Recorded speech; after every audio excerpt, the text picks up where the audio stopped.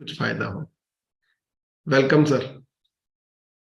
जी sir, बहुत बहुत धन्यवाद सर, अभिषेक सर। और पहली बार आपसे मुलाकात हो रही है। पहली बार मुलाकात हुई थी जब हम लोग युद्ध मैदान पे थे राजस्थान में, तो वहां आपको देखने का मौका मिला था मुझे।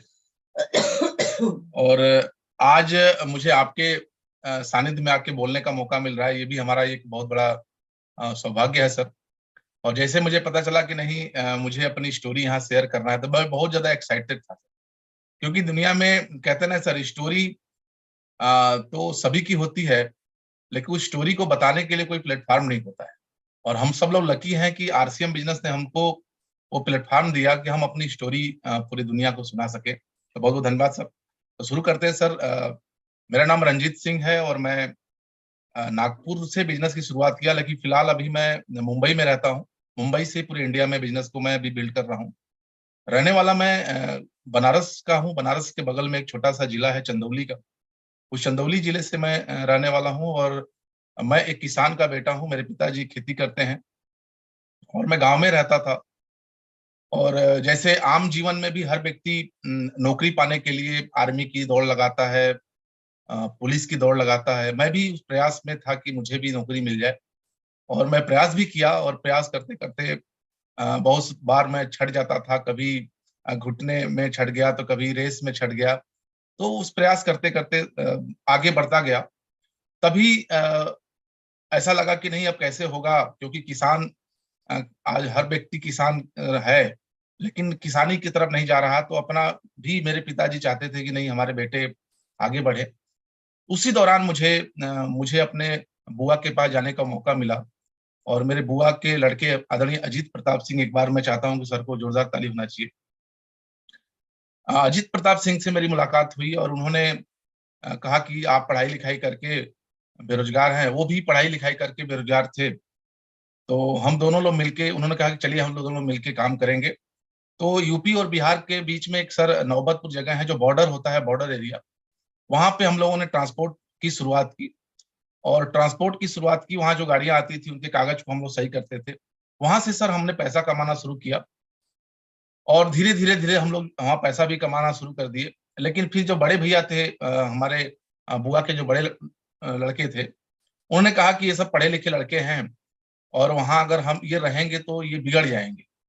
फिर उनको किसी दोस्त ने आरसीएम बिजनेस के बारे में बताया, और बताया कि ये बिजनेस बहुत अच्छा है, आप करिए। तो बोले मैं तो नहीं कर सकता, लेकिन हमारे दो भाई हैं, एक मेरा भाई और एक मेरे मामा का लड़का, वो ट्रांसपोर्ट लाइन में है, और मैं चाहता हूँ कि उनको वहां से हम अच्छे कामों में लगाएं। तो उन्होंने हम लोगों को बताया और हम लोगों ने उनकी बातों को सुना। तो उन्होंने एक जगह भेजा कि आप वहां चले जाइएगा और वहां आरसी बिजनेस के बारे में आपको बताया जाएगा। वहां गए। वहां पे हमारे बड़े भाई साहब अजीत सर की ज्वाइनिंग होती है। 2990 रुपए का किट आता है, उससे ज्वाइनिंग हुई। और ज्वाइनिंग होने के बाद हम लोग घर पे आ गए। फिर अब हम लोग का रूटीन काम चलता रहा। जो भी आना जाना लगा रहा था। लेकिन एक दिन फिर शाम को वहां से फोन आया कि आपको शाम को 5 बजे आना है और एक मीटिंग अटेंड करना है। क्योंकि भैया का आदेश था तो जाना ही पड़ेगा। हम लोग वहां पे गए और वहां पे हम लोग ने 40 से 45 मिनट वेट किया। तो हम बोले कि क्या थोड़ा हम लोग को जाना है, आप लोग जल्दी करिए। तो उन्होंने बोला कि नहीं, हमारे एक सीनियर जो है वो बैंक में काम करते हैं, यूनियन बैंक ऑफ इंडिया में कैशियर हैं, वो 5 बजे छुट्टी होगी तो आएंगे, तो प्लान दिखाएंगे।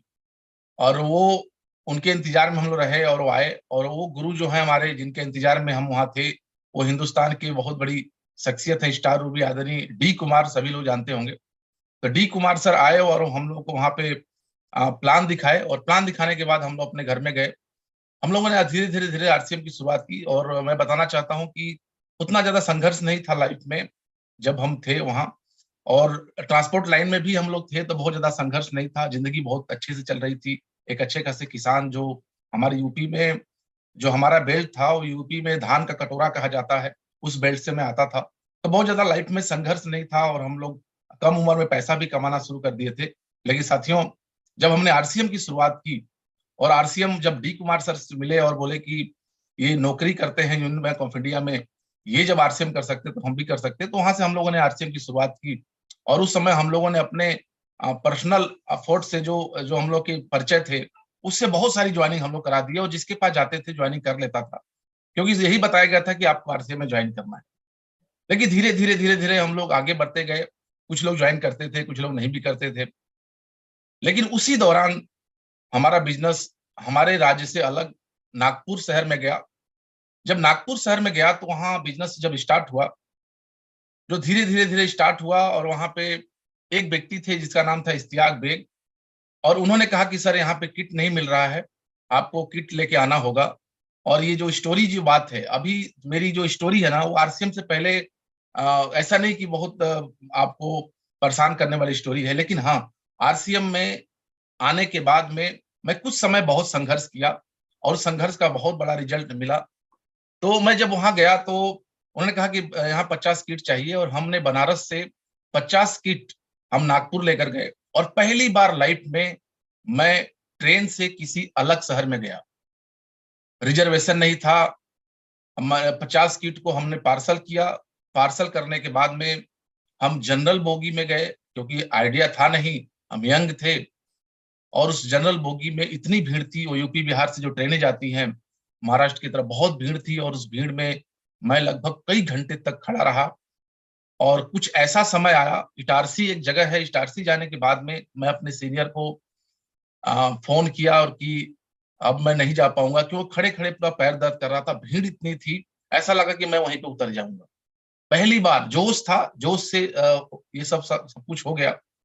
वहाँ गया, वहाँ जाने के बाद में जॉइनिंग होती है, 50-60 जॉइनिंग हुई, काम कार्यक्रम स्टार्ट हो गए। धीरे-धीरे मेरा बिज़नेस बढ़ने शुरू हो गए, आगे बढ़ता चला गया। फिर एक समय आया कि नहीं, वहाँ बिज़नेस जब बढ़ने लगा, तो मेरे अपलाइन ने मुझे सजेस्ट किया कि नहीं, आपको जाके नागपुर में रह के, बड़ा शहर है, आप वहाँ बड़ा बिज़नेस कर सकते हैं। मैं बताना चाहता हूँ सर कि मैं जब नागपुर में गया और वहाँ जब रहना शुरू किया, मेरे लाइफ में बहुत सारे चैलेंजेज़ आए। बहुत ज़्यादा इनकम नहीं थी, मेरा 1,15,000 का बिज़नेस था।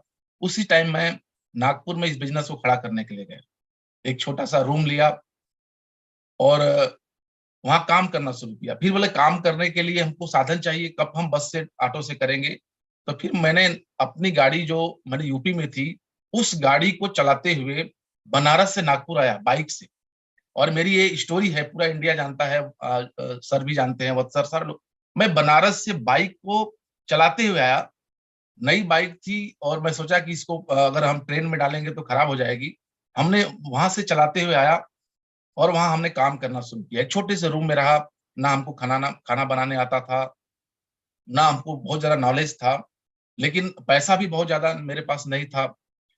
हमने काम करना शुरू किया, कभी किसी दिन खाना बनाते थे, कभी किसी दिन नहीं बनाते थे। इस तरह से मैंने कार्यक्रम वहाँ पे शुरू किया, और धीरे-धीरे मैं आगे बढ़ता रह गया। अनजान शहर था, मैं कभी अलग शहर में गया नहीं था, वहाँ पूरा मराठी बोलते थे सभी लोग। बहुत चैलेंजिंग आए, लेकिन धीरे-धीरे इस पे आगे बढ़ता गया। मुझे खाना खाने का बहुत चैलेंज आता था सर, बहुत चैलेंज आता था खाना खाने का। तो मेरे सीनियर अपलाइन आदरणीय सुजीत सर, एक बार मैं जोरदार ताली चाहता हूँ। जब उन्होंने सुना, क्योंकि वो बड़े लीडर थे, जब उन्होंने सुना कि एक हमारा डाउनलाइन मोटरसाइकिल से बनारस से नागपुर चला गया है, तो मेरे संपर्क में आए, और मुझे उन्हें फ़ोन करना सिखाया, तो बहुत कुछ सिखाया उन्होंने। बोला कि अगर आपको खाना बनाने नहीं आता है, तो आप ऐसे कोई प्रोग्राम है, जैसे दुर्गा पूजा है या और गणेश पूजा है, ऐसे कार्यक्रम होते थे, 9-9 10 दिन भंडारे चलते थे। सर मैंने उस भंडारे में जाके खाना खाता था, और मैं आरसीएम करता था। धीरे-धीरे मैं रूम में रहता था, 12 बजे, 1 बजे, मतलब संघर्ष मेरे जो लाइफ में हुआ, वो बहुत ही खतरनाक था।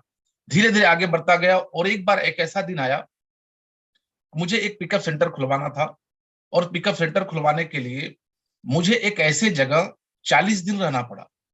नागपुर से 30 किलोमीटर दूर था सावनेर, वहाँ रहना पड़ा, और मुझे एक रूम में वहाँ पे रहा। मेरे अपलाइन ने बताया कि अगर आप वहाँ रुकते हैं तभी वो पिकअप सेंटर खुल पाएगा, और मैं 40 दिन तक एक रूम में रहा, और वहाँ रूम में रहता था डेली, और उनके पास डेली जाता था, वहाँ काम करता था कि जब तक ये पिकअप सेंटर खुल नहीं जाएगा, मैं वापस जाऊँगा नहीं गाँव।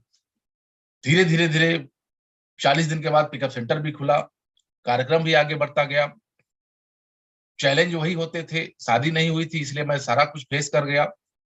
खाना बनाने का दिक्कत होता था, बहुत सारे प्रॉब्लम होते थे, लेकिन मेरे अपलाइन एक ही चीज़ बोलते थे कि आप और इस प्रॉब्लम को अगर झेल लिया, अगर आप इस समस्या को अगर आपने झेल लिया तो आगे चल के आपको बहुत बड़ी कामयाबी मिल सकती है। और मैं रूम में रहा, सर मैं रोटी को बनाता था तो ज़मीन पे रख के उसको गिलास से मैं, क्योंकि बनाने आता नहीं था, उसमें बहुत सारे चीज़ें भी लगती, उसको बना-बना के कैसे करके मोटी बनाता था मैं। मोटी रोटी बना के कैसे भी करके मैंने आगे चल के उसको बढ़ाता था। उसी बीच में मेरी माँ का फ़ोन आता था, तो मेरी माँ एक ही चीज़ पूछती थी कि आपने खाना खाया क्या? तो मैं बोल देता था कि मैंने खाना खा लिया। नहीं तो मैं अपने लाइफ़ में जब भी शाम होता था तो मेरी माँ दूध भी मुझे पिलाती थी। मुझे दूध हर दिन पीने को मिलता था, लेकिन जब नागपुर में गया तो मैं 1 हफ्ता के दिन में मैं कम से कम 3 दिन ऐसे दिन होते थे, जो मैं भूखा रहता था। लेकिन जब माँ का फ़ोन आता था, तो मैं एक ही चीज़ बोलता था कि मैंने खा लिया है। वो चीज़ संघर्ष चलता रहा, चलता रहा, चलता रहा। बहुत सारी ऐसी चीज़ें आई जो मेरे जीवन में, जो ऐसा लगा कि मैं नागपुर से निकल जाऊँगा, मैं नागपुर से चला जाऊँगा। लेकिन मेरे अपलाइन, मेरी जो ताकत बन के आए, वो बार-बार मेरे को फ़ोन करते थे कि आप अगर संघर्ष कर लिए, तो आपके लाइफ़ में बहुत बड़ा रिज़ल्ट आपको मिलेगा। और मैं ये काम करता रहा, काम करता रहा, कभी खाता, कभी नहीं खाता, और इस तरह से। और मैं यूपी से गाड़ी लेकर गया था, कम से कम मेरा हर महीने 10 दिन में मेरा चालान कट जाता था। क्योंकि जगह पता नहीं था, जहाँ भी खड़ी हो जाती थी गाड़ी और यूपी का दिखता था, तो नो पार्किंग में था, शहर में आदत नहीं थी, शहर में चलने की आदत नहीं थी। तो ऐसे बहुत सारे संघर्ष मेरे जीवन में आए। फिर कभी शादियाँ होती थी, शादियाँ में मेरे सर बताते थे कि टाई निकाल के सूट पहन के आप शादियों में जाके खाना खा सकते थे। ऐसे भी मैंने वहाँ पे बहुत सारे संघर्ष किए। और वो संघर्ष मैं आप लोगों को एक ही चीज़ बताना चाहता हूँ कि मेरे लाइफ़ में संघर्ष मैंने बहुत किया, भूखा भी रहा, दूर-दूर तक मैं वहाँ पे जाता था। एक ऐसे रूम में रहा जहाँ पे एक चूहा का एक दूसरा भाग होता है, शायद आप जानते होंगे, छछूंदर। वो ज़मीन पे सोता था, तो रात को ना आवाज़ करते हुए वो मेरे अगल-बगल भागता था। और मैं रियल बताऊँ, मैं रात को बैठ जाता था। अगर 1 बजे ऐसा होता था तो पूरी-पूरी रात मैं बैठा होता था। डर होता था कि कहीं ये चूहा मुझे काट ना ले, क्योंकि लाइफ़ में मैंने ये सब चीज़ देखा नहीं था। लाइफ़ में मैंने ये सारे संघर्ष किए नहीं थे। लेकिन फिर भी मैं ऐसे कई रातें, मैं आपको बता सकता हूँ, ऐसे कई रातें हैं जो मेरे पास चूहे आते थे। कभी पैर को टच करते थे, कभी कान के पास आते थे, तो मैं बैठ जाता था। और बैठ जाता था और पूरी की पूरी रात मैं बैठा रहता था। फिर ऐसा लगता था कि मैं क्यों हूँ, मैं चला जाऊँ। फिर मेरे अपलाइन को फ़ोन करता था, अपलाइन बताते थे कि आपका बिज़नेस बढ़ रहा है और धीरे-धीरे, धीरे बिज़नेस बढ़ेगा, बहुत बड़ा काम हो सकता है। इस तरह से मैं मोटिवेट होता था और मैं वहाँ पे काम करता चला गया, काम करता चला गया। अनजान भाषा, अनजान लोग, और धीरे-धीरे, धीरे-धीरे मैं संघर्ष को झेलता गया और मैं मजबूत बनता चला गया, मजबूत बनता चला गया। और एक दिन ऐसा भी आया कि मैं 12 बजे रात को एक जगह से आ रहा था।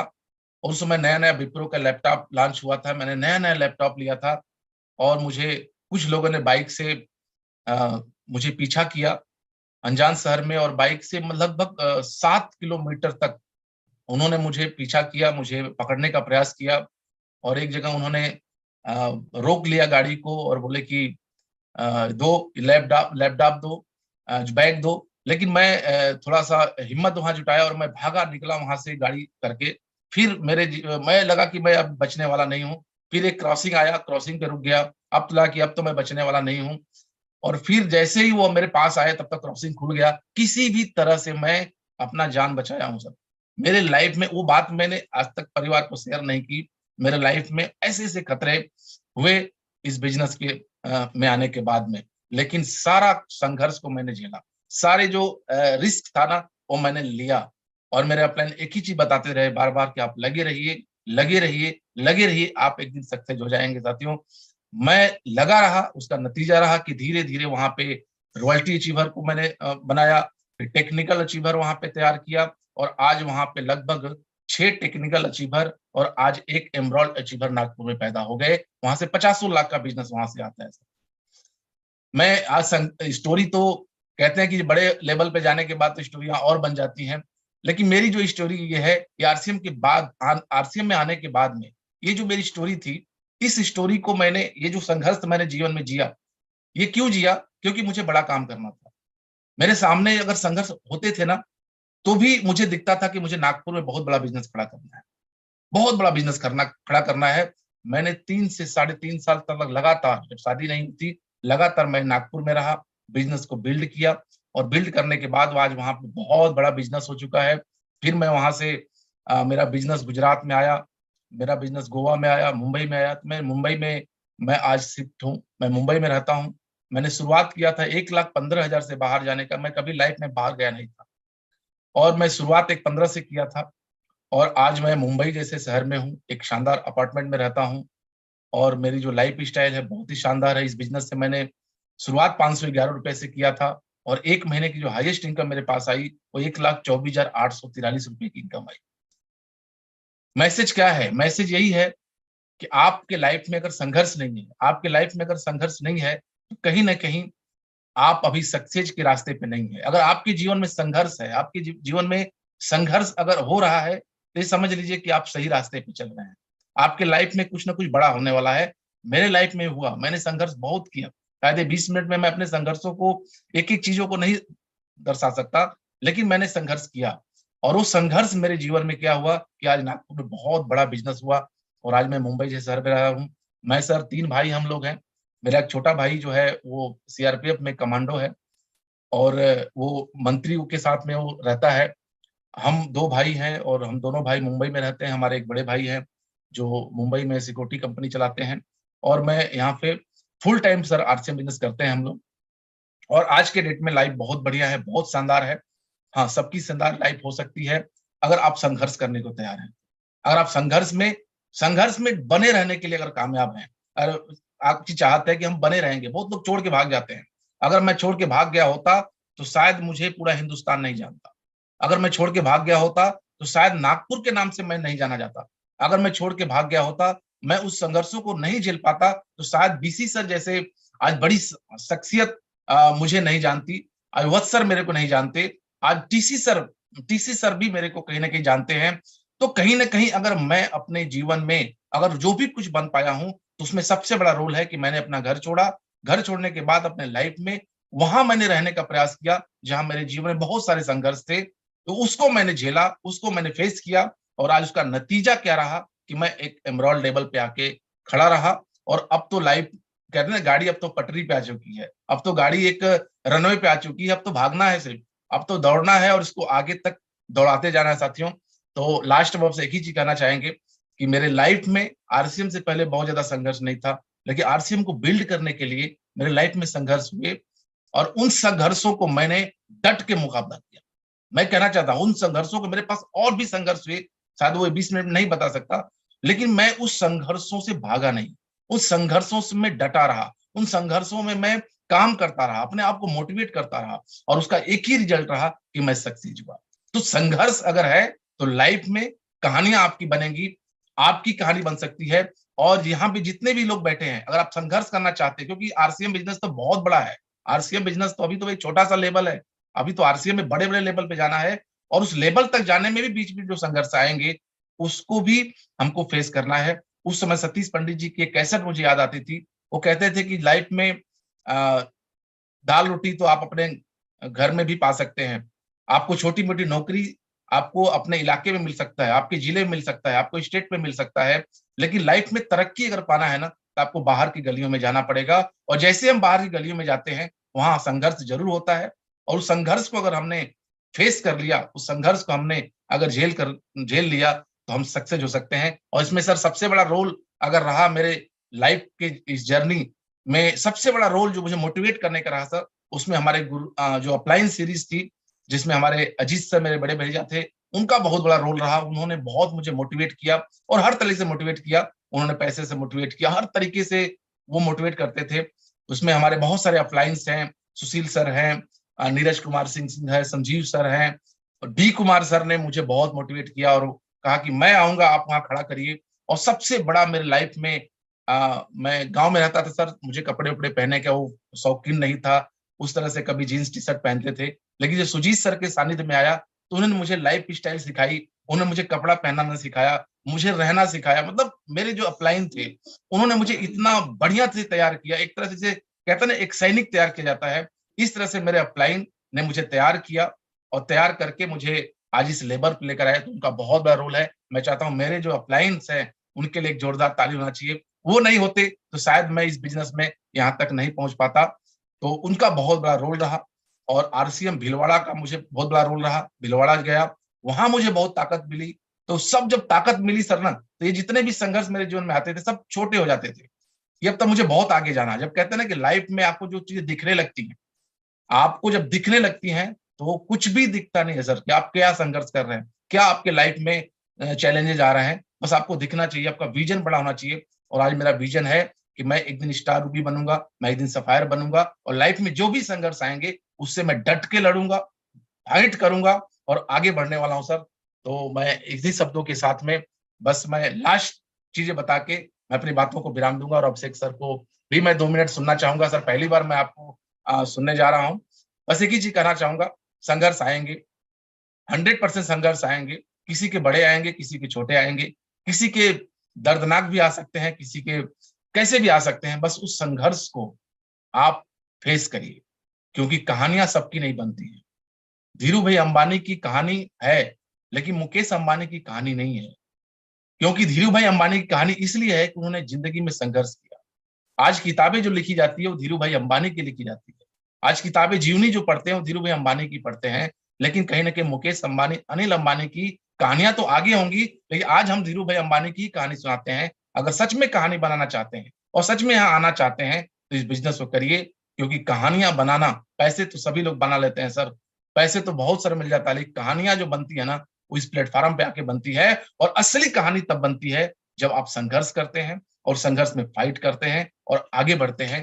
तो आपकी भी कहानी बनेगी और आपको भी यहाँ पे आना पड़ेगा। बस आप अगर इस बिजनेस को चुन लिया है तो आप आगे बढ़ते रहिए, अपने अपलाइनों से संपर्क में रहिए, सिस्टम को फॉलो करते रहिए। जो भी आपके लाइफ में संघर्ष आता है, उस संघर्ष को हंस के आप गुजारिए। आप भी एक दिन एमराल्ड बनेंगे, आप भी एक दिन स्टार रूबी बनेंगे, कोई रोक नहीं सकता है सर। Thank you sir. जय सिंह सर।